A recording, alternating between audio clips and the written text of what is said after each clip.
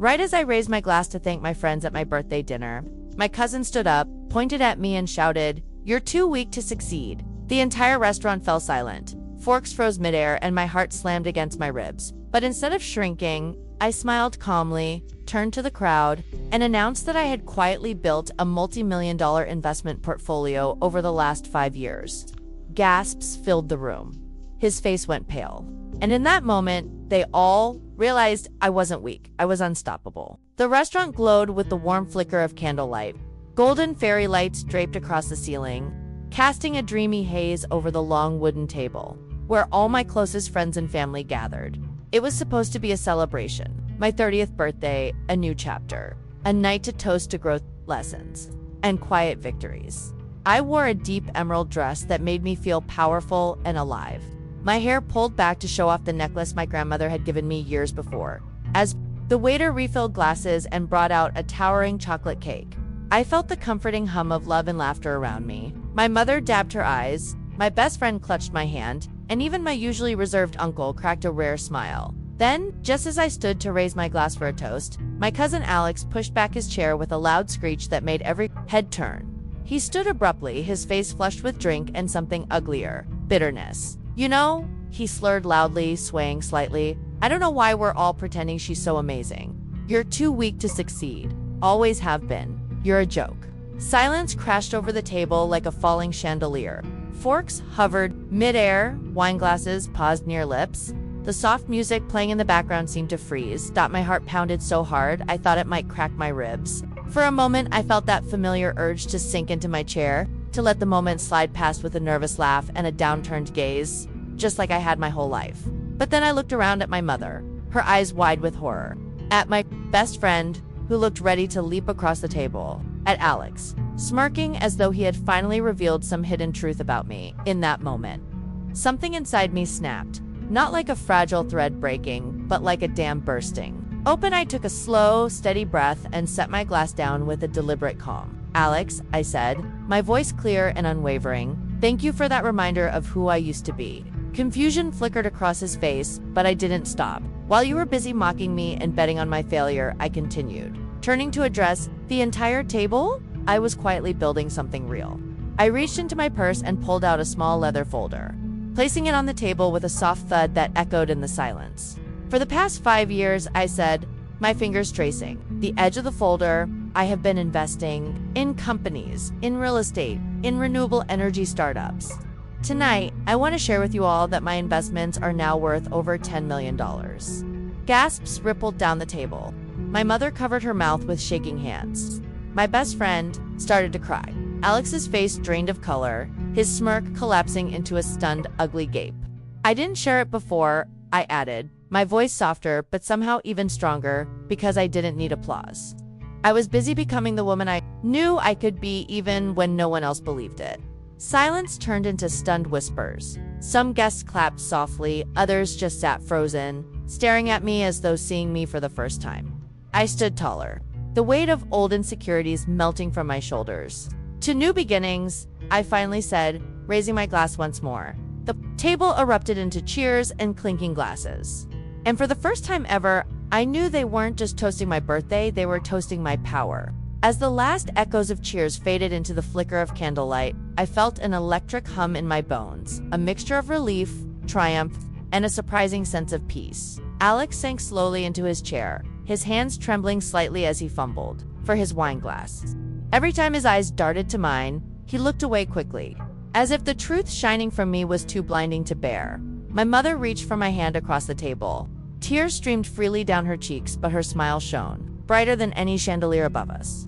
"I had no idea," she whispered, squeezing my fingers. "All those nights, I thought you were struggling. You were building."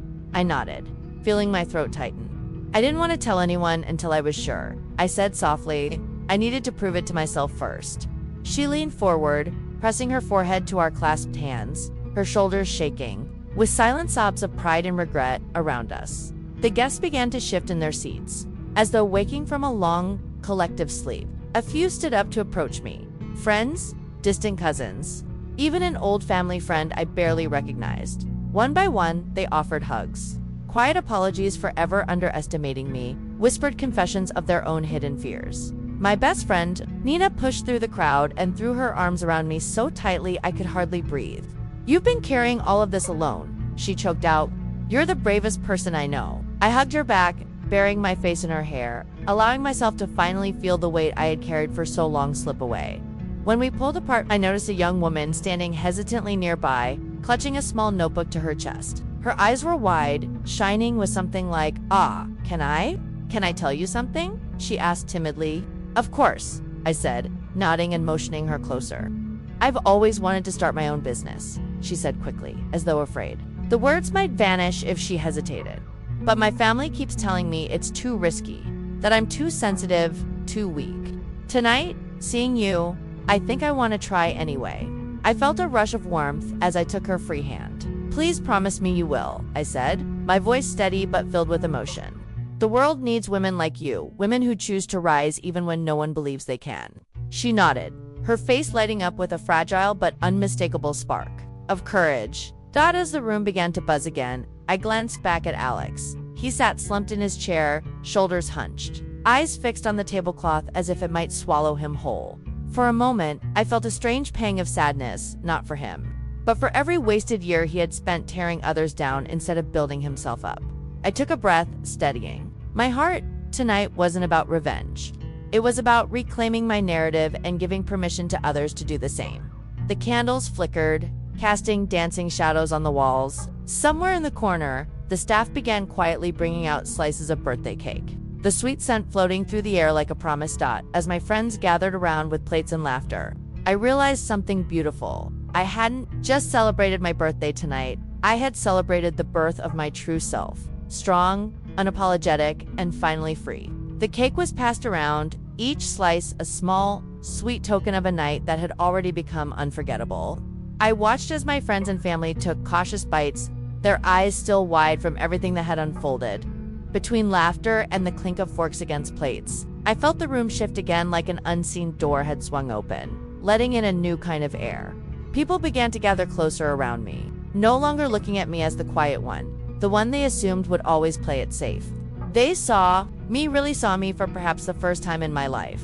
Nina appeared at my side again, her eyes still glassy from tears. "Do you remember when we used to talk about starting a wellness retreat?" she blurted out. "I always thought it was just a dream. But after tonight, I don't know. I feel like maybe it isn't so impossible." I grabbed her hands, squeezing them tightly. "It was never impossible," I said. "We just needed to believe it before anyone else could." She broke into a huge, relieved laugh, her shoulders shaking as if she was finally releasing years of fear in a single moment. From the other side of the table, my cousin Mia, Alex's younger sister, hesitated. Before stepping forward, she looked embarrassed, her eyes darting nervously between me and her brother. I always wanted to move abroad and study fashion," she admitted, her voice barely a whisper. "But Alex always told me it was stupid and reckless, that I would fail." Her words hung between us, delicate and heavy. I took a slow step forward and opened my arms. "Then I guess it's time to prove him wrong," I said, pulling her into a hug. She hugged me back fiercely, and when she finally pulled away, there was a new fire in her eyes, a small, flickering flame of self-belief that hadn't been there before.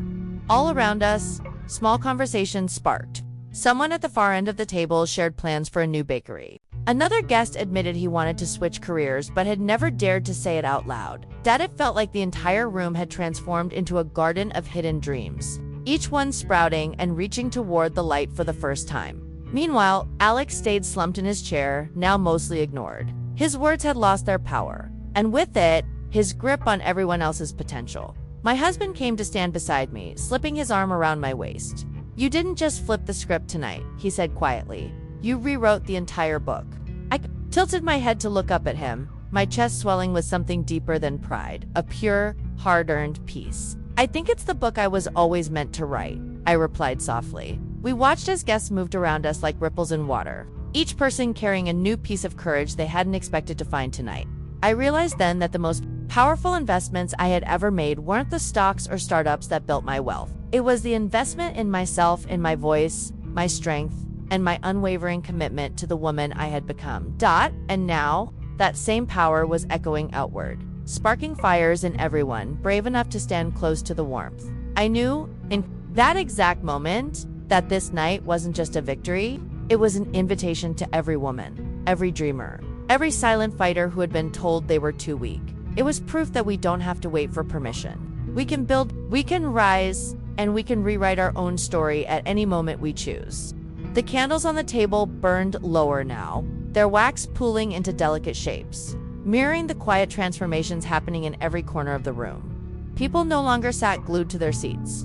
Instead, they stood in small circles, leaning in closer, speaking in voices filled with raw excitement and vulnerability. I moved slowly through the room, each step feeling like a gentle unfolding of a new chapter in my life. My mother had found her own small circle near the window, her cheeks flushed as she shared stories of my childhood resilience.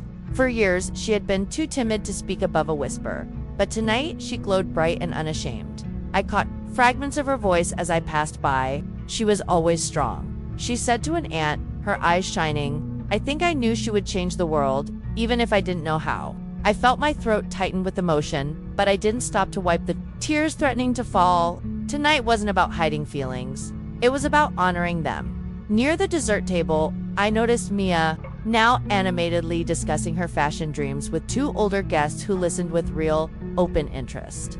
She gestured with her hands, her eyes bright and alive in a way I had never seen before. I approached quietly, and when she saw me, she practically leaped forward to hug me again. I've already started looking up programs abroad, she gushed breathlessly. I don't know why I waited so long. Tonight, I finally feel like I can do it. I smiled, pressing my forehead to hers briefly. Promise me you'll go all in, I said softly. I promise, she whispered back, her voice fierce and sure. Further along, I spotted Nina talking to a small group of guests. I moved closer just in time to hear her say, "We're going to start a wellness retreat, for real this time. No more just talking about it." The group around her erupted into supportive cheers, and she turned to me, beaming. "Guess I'll need a business mentor," she teased, wiping her eyes. "I'll be your first investor," I said without hesitation. And her laughter turned into a soft, relieved sob as she pulled me into a hug.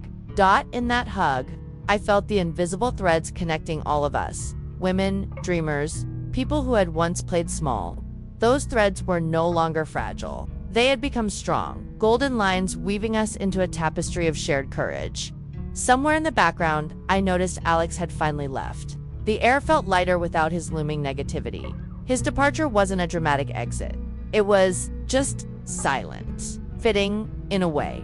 My husband joined me again, sliding his hand into mine. We stood there, taking in the changed energy of the room together. "You know," he said, his voice low, "I don't think anyone will ever forget this birthday." I chuckled softly, leaning against his shoulder. "Neither will I," said. It turned into something much bigger than I ever imagined. He kissed the side of my head gently. "You thought you were just investing in stocks and companies," he said, "but you were really investing in all of us, in every quiet dream that needed permission to breathe." I closed my eyes, feeling the truth of his words settle into my bones. Looking around the room one last time that night, I realized it had become a living garden of dreams in bloom. I had planted my own seeds in silence for years. Tonight, I watched them blossom not just for me, but for everyone brave enough to claim their light. As the last guests began to drift out into the early hours of morning, the restaurant slowly transformed back into a quiet, flickering sanctuary. Half-empty glasses, confetti on the floor, and the faint scent of roses and vanilla cake lingered, like gentle ghosts. I slipped away from the final hugs and stepped outside into the stillness of the pre-dawn air. The city felt hushed, holding its breath, as if waiting to witness what would come next. I walked toward a small stone bench on the restaurant patio, sinking into it with a deep, tired sigh. My emerald dress shimmered under the pale light of the first hints of sunrise, and I realized how perfectly it mirrored the new version of myself that had emerged tonight. Bold, alive, and unafraid. Inside, I could still hear the muffled sounds of laughter and farewells. Mia's voice floated through the air as she excitedly discussed design schools abroad. Nina's laughter chimed out as she made plans for the wellness retreat. I pressed my hand over my heart, feeling it beat steadily beneath my fingers. For years, that same heart had carried fear, self-doubt, and silent battles. Tonight, it felt like it finally belonged fully to me. My husband appeared in the doorway a moment later, holding 2 steaming mugs. He made his way over and handed one to me before settling next to me on the bench. "Mint tea," he said softly. "Thought you could use something grounding." I took a sip, the warmth sliding through me like a gentle promise. We sat together in silence for a while, listening to the distant hum of the city slowly waking up. "You know," I finally said, breaking the quiet, "I used to think that success was about money or public approval, but tonight I realized it's about freedom. The freedom to be exactly who I am, without needing anyone else's permission." He turned to look at me, his eyes soft and bright in the early light. "You didn't just find your freedom tonight," he said. "You gave it to everyone else too." I felt a tear slide down my cheek, but this time it wasn't heavy. It felt light, like a sunrise washing over a dark horizon. He slipped his hand into mine and gave it a gentle squeeze. "So," he asked, his voice playful but sincere, "what's next for the woman who just rewrote her entire story?" I let the question hang in the air, my mind already filling with visions. Funding young women's startups, creating mentorship programs, writing a book to share everything I had learned, not just about money, but about becoming unbreakable. "I think it's time to start building more gardens," I said softly. "Places where other women can plant their seeds and grow without shame or fear." He nodded, smiling wide. "Whatever you choose, I'll be right here, cheering the loudest." As the first rays of golden light cracked over the horizon, I stood and took a deep breath. The air felt different now, charged with possibility, shimmering with the energy of 1,000 new beginnings. I turned back to my husband, my eyes shining with the quiet fierceness I had once hidden. "Ready?" I asked. "Always," he said, rising. To stand beside me, we stepped forward together, into a new day that felt more ours than any before. And as I walked toward the sun, I carried not just my story, but the promise of countless others waiting to be set free. When you choose to stop shrinking, you give everyone around you permission to expand. Subscribe for more stories of quiet power, fierce self-love, and unstoppable transformation.